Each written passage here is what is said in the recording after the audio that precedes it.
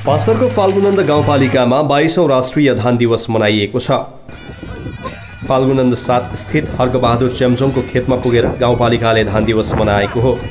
गाउँपालिका तथा कृषि ज्ञान केन्द्र पाँचथरले संयुक्त रूपमा कार्यक्रमको आयोजना गरेका थिए। फाल्गुनन्द गाउँपालिकाले कृषकलाई वर्षेनी धान उत्पादन परिमाणको आधारमा पुरस्कृत गर्दै आएको छ।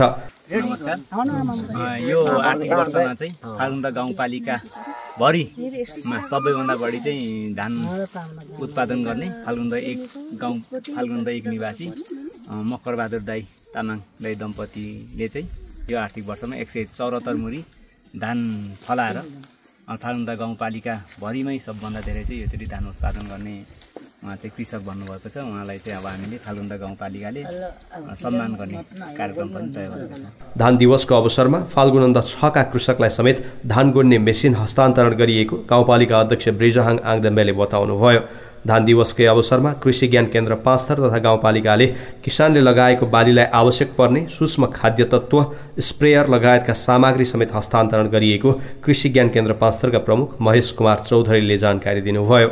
फाल्गुनन्द गाउँपालिकाले गएको वर्ष धेरै धान उत्पादन गर्ने कृषकलाई 13 लाख भन्दा धेरै रकम नगदै पुरस्कार प्रदान गरेको थियो भने यो वर्षलाई समेत सो कार्यक्रमलाई निरन्तरता दिइएको र बजेटको व्यवस्थापन गरिएको गाउँपालिका अध्यक्ष ब्रिजहाङ आङदेम्बेले बताउनुभयो। फाल्गुनन्द गाउँपालिकामा विगतमा एकैजना कृषकले 174 मुरीसम्म धान उत्पादन गर्नुभएको थियो। नयाँ कुरो